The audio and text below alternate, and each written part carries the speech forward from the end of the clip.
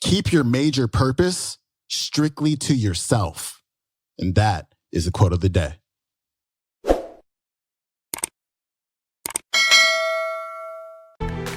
Welcome back to the Quote of the Day show. I'm your host, Sean Croxton of SeanCroxton.com. It is our Flashback Friday episode. We go way back. I think this one's from the 1940s with Napoleon Hill, who is the author of Think and Grow Rich, probably the most famous personal development book of all time. And I love this clip because I have learned over time to keep my goals to myself. I don't think anybody knows my goals. It's just me. I have it like written on a card and written in a blue book. And if somebody comes to my house, like I hide those things. I just keep them to myself. Nobody needs to know. Why is that?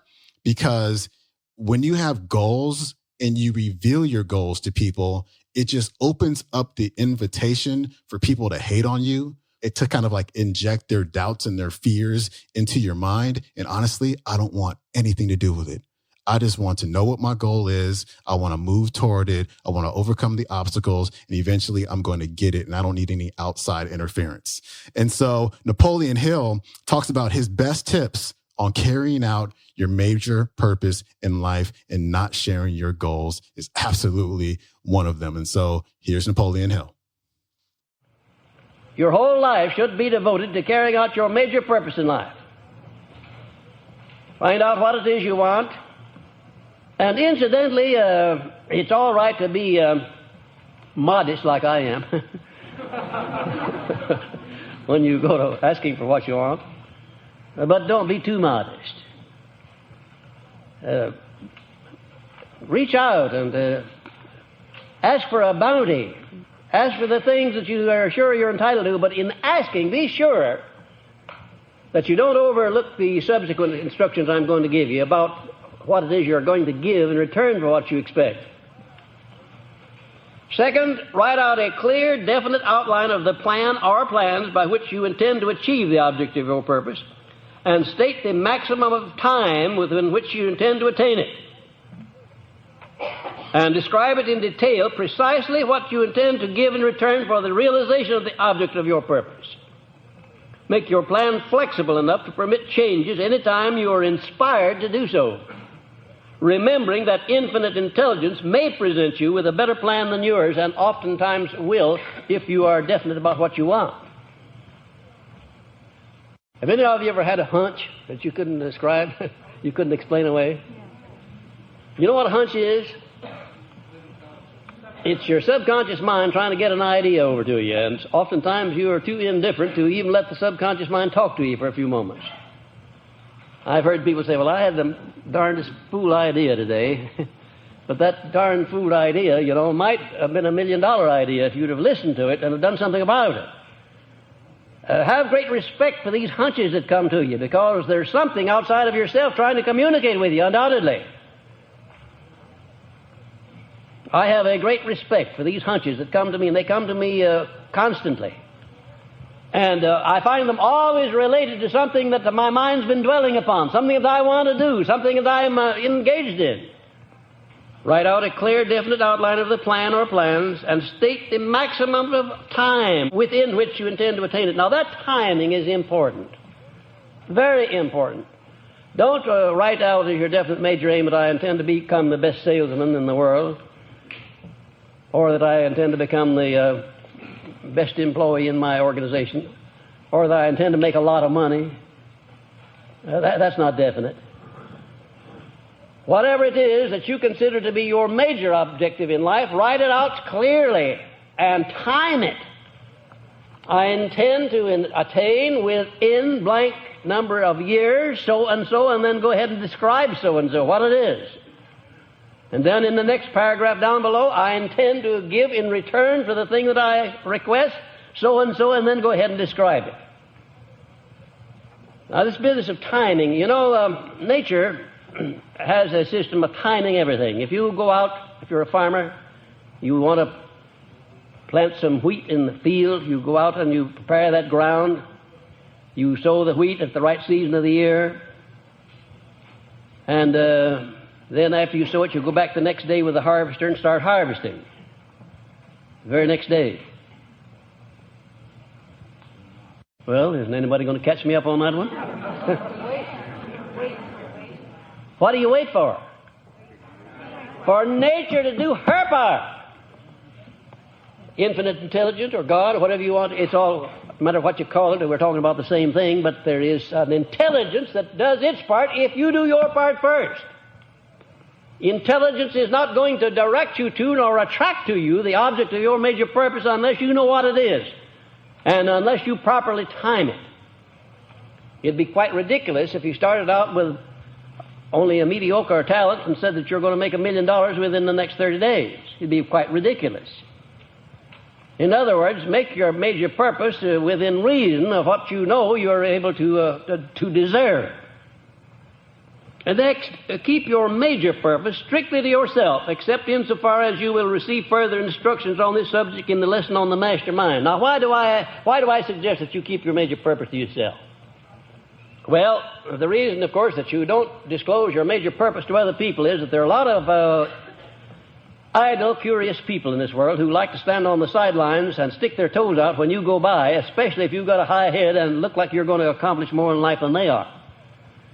And for no good reason at all, as you go along, they stick their toes out just to see you fall. They'll throw monkey wrenches in your machinery. If they don't have monkey wrenches, they'll put sand in your gearbox. But they will slow you down. Why? Because of the envy of mankind. Now, the only way to speak about your definite major purpose is in action after the fact and not before the fact, after you've achieved it. Let it speak for itself. Let it speak for itself. The only way anybody can afford to boast or brag about himself is not by words, but by deeds. And then if the deeds are engaged in, you don't need any words. They speak for themselves. Now, about making your plan flexible, don't become determined that the plan you worked out is perfect just because you worked it out. You'll make a mistake if you do that. Leave your plan flexible. Give it a good trial, and if it's not working properly, change it. Next, call your major purpose into your consciousness as often as may be practical. Eat with it, sleep with it, and take it with you wherever you go, keeping in mind the fact that your subconscious mind can thus be influenced to work for its attainment while you sleep. Your conscious mind is a very jealous mind. It stands guard and doesn't want anything to get by except the things that you are afraid of and the things that you're very enthusiastic about. And especially the things that you are afraid of. It does let those get by sometimes too. But generally speaking, if you want to plant an idea in your subconscious mind, you have to do it with a tremendous amount of faith, tremendous amount of enthusiasm. You've got to rush the conscious mind so that it steps aside and lets you go through to the subconscious because of your enthusiasm and your faith. And then repetition is a marvelous thing too. The conscious mind finally gets tired of hearing you say a thing over and over and over. It says, all right, if you're bound to repeat that, I can't stand here and watch you forever. Go on in there and take it into sub and see what he'll do with it. That's the way it works. This conscious mind is a very contrary thing. And you know, it learns all of the things that won't work. Did you know that? It has a tremendous stock of things that won't work and things that are not right. And it has a tremendous stock of old pieces of string, horseshoes, and nails, like some misers gather up. A whole stock of those things lying around. Useless trash that it's gathered. Impedimenta that you don't need. And that's the kind of stuff it's feeding to your subconscious mind. Every night, just before you go to bed, you should give your subconscious mind some sort of an order for the night, what it is you want done. I should say the healing of your body. Certainly the body needs repairing every day. When you lay the carcass down for sleep, turn it over to infinite intelligence and request your subconscious mind to go to work and heal every cell in your body, every organ, and to give you tomorrow morning a perfectly conditioned body in which the mind may function. Don't go to bed without giving orders to your subconscious mind. Tell it what you want. Get in the habit of telling it what you want. If you keep on long enough, it'll believe you and deliver what you ask for. And therefore, you better be careful about what you ask for, because if you keep on asking for it, you're going to get it. I wonder if you wouldn't be surprised if you knew right now what you've been asking for back down through the years. You ever thought of that? You've been asking for it. Sure you have. Everything that you have that you don't want, you've been asking for it. Maybe by neglect. Maybe you didn't tell the subconscious mind what you really wanted, and that stocked up on a lot of stuff you didn't want. It works that way. Now, here are some important factors in connection with your definite major purpose. First of all, it should represent your greatest purpose in life, the one single purpose which, above all others, you desire to achieve, and the fruits of which you are willing to leave behind you as a monument to yourself. Now, that's what your definite major purpose should be. I'm not talking about your minor purposes now. I'm talking about your major, overall purpose, your lifelong purpose. And believe me, friends, if you don't have an overall lifelong purpose, you're just wasting the better portion of your life.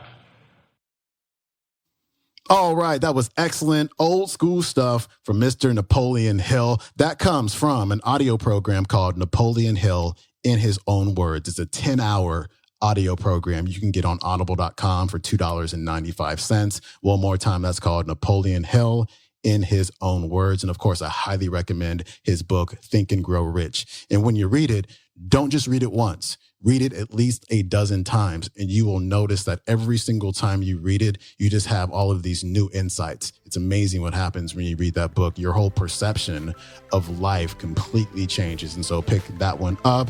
That's it for me this week. I will see you on Monday. I hope you enjoyed this week's episodes of the Quote of the Day. I will see you next time. Peace.